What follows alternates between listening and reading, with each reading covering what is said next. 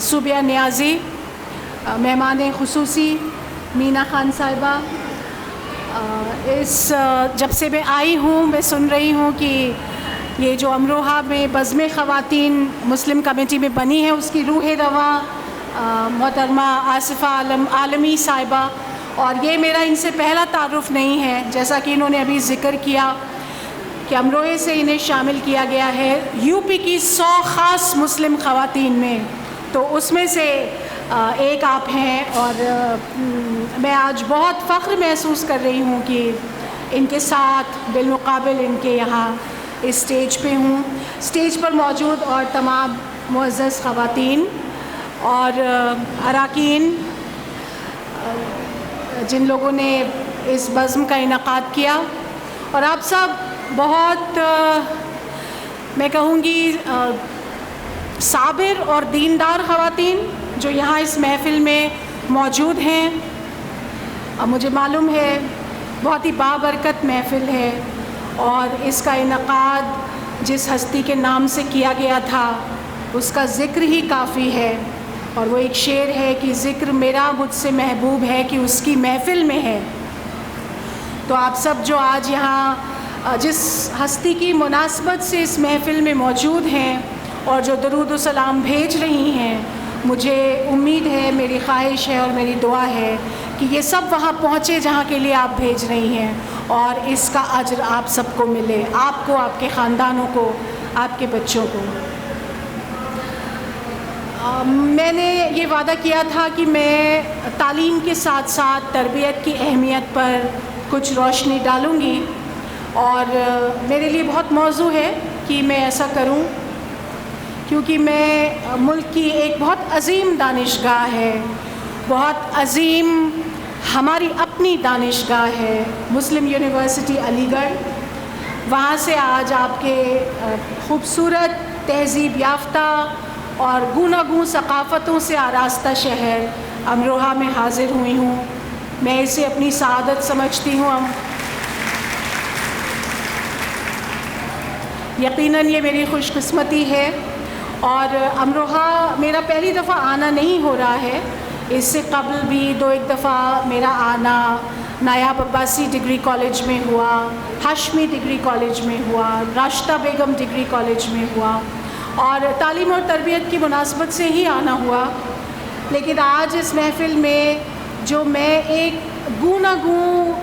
نوع اور گوناگوں انواع و اقسام کی خواتین یہاں دیکھ رہی ہوں، جو میں نے آتے ہی پوچھا کہ یہ کن شعبۂ زندگی سے منسلک ہیں، مجھے جواب ملا کہ مختلف کام کر رہی ہیں یہ خواتین، ہر طبقے سے یہ آتی ہیں۔ تو بڑی میری حوصلہ افزائی ہوتی ہے کہ آپ صرف تعلیم کے میدان سے منسلک نہیں ہیں، پھر بھی آپ نے وقت نکالا اور ایک علمی گفتگو میں اور ایک دینی اور مذہبی محفل میں آپ آج تشریف فرما ہیں۔ آپ کا وقت ظاہر ہے بہت قیمتی ہوگا، آپ کو بار بار ڈانٹ پڑ رہی ہے کہ آپ بچوں کو کیوں لے کے آئی ہیں، لیکن مجھے اندازہ ہے کہ یہ آپ کے لیے کتنا مشکل ہوتا ہوگا۔ ایک طرف آپ کے ایک شانے پہ، اور میں کہوں گی ناتواں شانے ہوتے ہیں ہم خواتین کے، لیکن ہمارے جگر بڑے، قلب بڑے مضبوط ہوتے ہیں، لہٰذا کس طرح سے آپ سب خواتین اپنے ایک شانے پہ اپنے گھر کی، اپنے ایک کاروبار سلطنت ہے پورا، آپ کے اہل خانہ ہوں گے، ان کی آپ ذمہ داریاں نبھا رہی ہوں گی، اور دوسری طرف یہ باہر کی دنیا میں جو آپ نے قدم رکھا ہے، ایک شریفانہ قدم رکھا ہے، ایک مہذب قدم رکھا ہے، اور ایک دیندار قدم رکھا ہے۔ آپ سب مبارکباد کی، اس طرح آپ سب مبارکباد کے مستحق ہیں۔ ایک دو باتیں میں تعلیم کے ساتھ ساتھ تربیت کی اہمیت پہ آپ کی اجازت سے یہاں کہنا چاہوں گی۔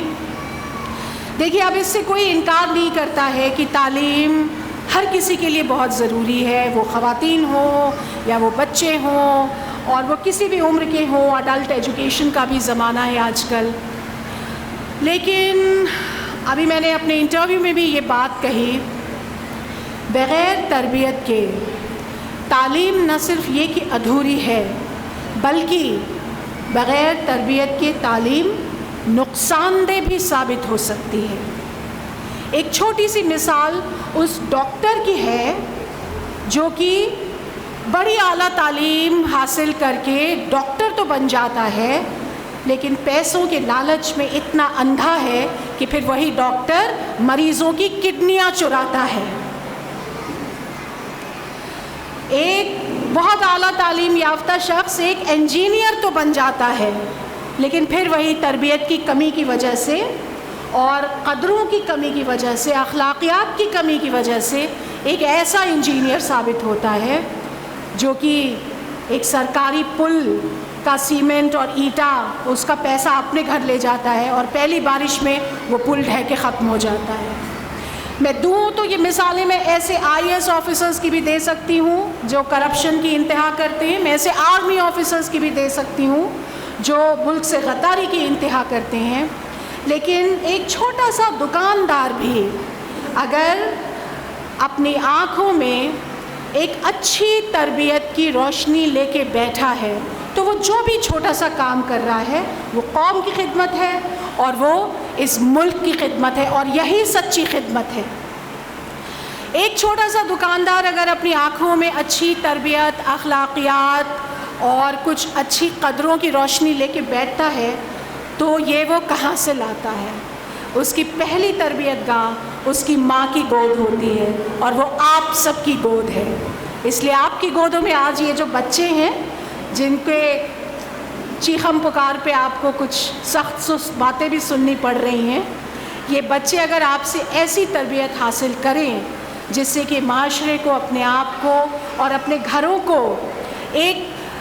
پرسکون پناہ گاہ بنا سکیں، جس میں لالچ کی آندھی نہ چلتی ہو، جس میں ایک دوسرے سے چھین جھپٹ کی، نمود و نمائش کی، اس کی کوئی تباہی نہ مچتی ہو،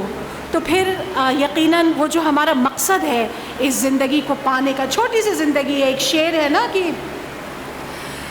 عمر دراز مانگ کے لائے تھے 4 دن، 2 آرزو میں کٹ گئے 2 انتظار میں۔ بہت چھوٹی سی زندگی ہے یہ، بہت چھوٹی سی زندگی ہے، لیکن اس کا ایک مقصد ہے۔ بے معنی، بے مصرف، بے مقصد کی یہ زندگی نہیں ہے، اس کا ایک مقصد ہے۔ تو اچھی تربیت کے ساتھ آپ اس زندگی کا وہ مقصد پا سکیں گے جس مقصد کی حصولیابی کے بعد آپ بارگاہ الہی میں ایک روشن چہرہ لے کر کے حاضر ہو سکیں گے۔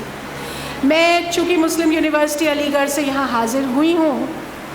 اس لیے میں رسول پاک کے جو انسانیت کے لیے مشن تھا اس کے ایک ادنیٰ سے سپاہی سر سید احمد خان کی زندگی سے 1-2 مثالیں آپ کو پیش کروں گی۔ اس میں کوئی شک نہیں ہے کہ جیسا کہ میں نے کہا کہ بانی درسگاہ مسلم یونیورسٹی علی گڑھ سر سید احمد خان تھے۔ آج بھی اگر ان چند بر صغیر کی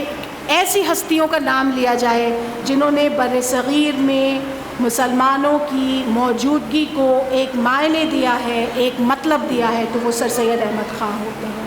اگر ہم اس قوم کو سمجھنا چاہیں تو ہمیں سر سید کو سمجھنا ہوگا۔ آج کے تناظر میں اگر ہم دیکھیں کہ کس طرح ہندوستان کی تعمیر ہوئی ہے، تو جہاں ایک طرف ہم جنگ آزادی کے مجاہدوں کا ذکر کریں گے، وہیں ہم سر سید کا ذکر بھی ضرور کریں گے۔ یہ عظیم شخصیت جس گود سے پرورش پا کر دنیا میں آتی ہے، اس گود کا نام تھا عزیز النساء بیگم، جو سر سید کی والدہ تھیں، جنہوں نے ظاہر اسکول کالج وغیرہ کی کبھی شکل و صورت نہیں دیکھی تھی، لیکن وہ ایک خود مختار خاتون تھیں، وہ ایک باصلاحیت خاتون تھیں، اور انہوں نے اپنے بیٹے کو وہ پرورش دی تھی اپنی گود میں جس کے نتیجے کے طور پر سر سید آج بھی اپنی پیدائش کے 207 سال کے بعد بھی ان لوگوں میں ان کا شمار ہوتا ہے جنہوں نے ہندوستان کو ایک شکل دی، جنہوں نے قوم کو ایک شکل دی۔ میں 3 مثالیں بیگم عزیز النساء کی پرورش سے آپ کو یہاں دوں گی، جو وہ سبب بنی، وہ خشت اول بنی سر سید کی زندگی میں، جن سے کہ سر سید وہ عظیم ہستی بن سکے۔ اور یہ تینوں مثالیں، ان کی سیکھ عزیز النساء بیگم کو اسی آقا نامدار سرکار دو عالم کی احادیث سے اور ان کی تعلیمات سے ملی، جن کے اعزاز میں آج ہم سب یہاں اکٹھا ہوئے ہیں۔ وہ سر سید کو جب پڑھاتی تھیں، گلستہ اور بوستہ کا درس دیتی تھیں، تو اپنے پاس ایک چھوٹی سی چھڑی رکھتی تھیں، اس میں ڈوری باندھ لیتی تھیں، اس میں گانٹھیں پڑی ہوتی تھیں، اور انہیں ڈراتی تھیں بس کہ اگر تم نے غلطی کی اور شرارت کی تو تمہیں اس سے مار پڑے گی، لیکن کبھی اس طرح کا موقع آیا نہیں کہ انہیں اس ڈوری سے مار پڑے۔ ایک دفعہ جب سر سید کی تھوڑی عمر ہو گئی تھی، بچے نہیں تھے، تو انہوں نے کسی وجہ سے اپنے کسی نوکر کو 2-3 چانٹے لگا دیے۔ عزیز النساء بیگم اس قدر برہم ہوتی ہیں کہ وہ انہیں گھر سے نکال دیتی ہیں، اور سر سید 1 ہفتہ 2 ہفتہ اپنی خالہ کے گھر رہتے ہیں، گھر آنے کی ہمت نہیں کرتے ہیں۔ جب خالہ اپنی بڑی بہن کا تھوڑا غصہ ٹھنڈا ہوتے ہوئے دیکھتی ہیں اور پھر انہیں لے کے آتی ہیں، کہتی ہیں نہیں یہ معافی مانگ لیں گے، تو عزیز النساء بیگم کہتی ہیں معافی مجھ سے نہیں مانگیں گے، معافی اس نوکر سے مانگیں گے جس سے انہوں نے بدتمیزی کی، جس کی انہوں نے بے عزتی کی۔ وہ نوکر ڈیوڑی میں بلایا جاتا ہے اور یوں ہاتھ جوڑ کے سر سید احمد خان کو ان سے معافی منگوائی جاتی ہے۔ یاد رکھیے سر سید کے نانا وزیر اعظم بادشاہ مغل دربار تھے، پھر بھی ان کی بیٹی نے اپنے بیٹے کو ہاتھ جوڑ کے ایک خدمت گزار سے معافی منگوائی۔ بہت سی مثالیں ہیں، میں سب تو یہاں نہیں پیش کر پاؤں گی، ظاہر ہے قلت وقت ہے، لیکن وہ خاتون جب ایک جوان بیٹے کی ماں بنتی ہیں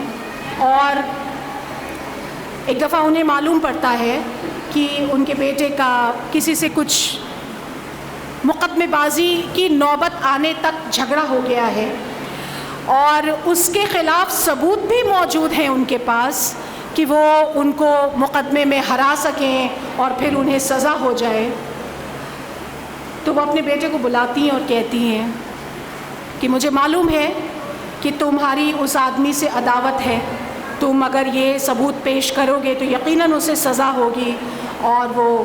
جیل بھی جا سکتا ہے، تمہیں ایسا کرنے سے نہیں روک رہی ہوں، مگر یہ کہنا چاہتی ہوں کہ تم اگر ایسا نہ کرو، تم اسے معاف کر دو، تو پھر جو ہستی تمہارے لیے یہ بدلہ لے گی وہ بدلہ اس سے کہیں بہتر ہوگا جو تم لوگے۔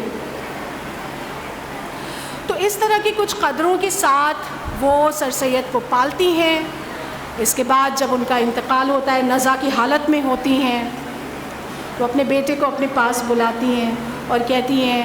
کہ میرا سب کچھ دیا ہوا تمہارا ہے۔ میں ویسے زیادہ انہوں نے کچھ چھوڑا نہیں تھا، کیونکہ دکانوں کا جو کرایہ آتا تھا، قلعے کی جو تنخواہ آتی تھی، آتے ہی اس کا 5% وہ بیواؤں اور یتیموں کی کفالت کے لیے خرچ کر دیا کرتی تھی،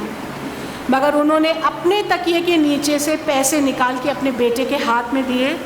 اور کہا کہ یہ حالت نزا میں جتنی میری نمازیں قضا ہوں گی،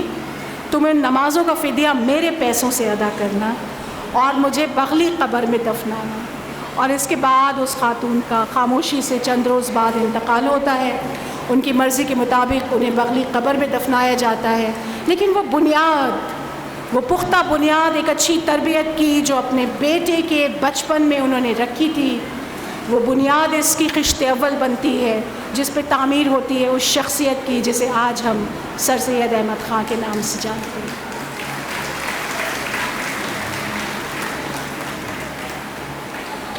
یہ خاصہ آپ سب کا ہو سکتا ہے، یہ خاصہ ہم سب کا ہو سکتا ہے، ضرورت ہے تو صرف اس کی کہ وہ شعر جو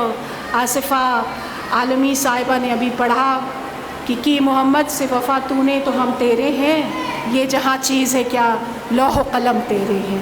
میں آپ کے شہر کے لیے، آپ سب کے، آپ کے خاندانوں کے لیے اور آپ سب کی زندگیوں کے لیے اپنی نیک دعائیں، اپنی نیک تمنائیں پیش کرنے کے بعد آپ سب سے اجازت چاہتی ہوں۔ یہ دن، یہ موقع کم سے کم میرے لیے ہمیشہ ہمیشہ یادگار رہے گا اور آپ اس میں شامل ہوئے، اللہ آپ سب کو اس کا اجر دے۔ آخر دعوانا الحمدللہ۔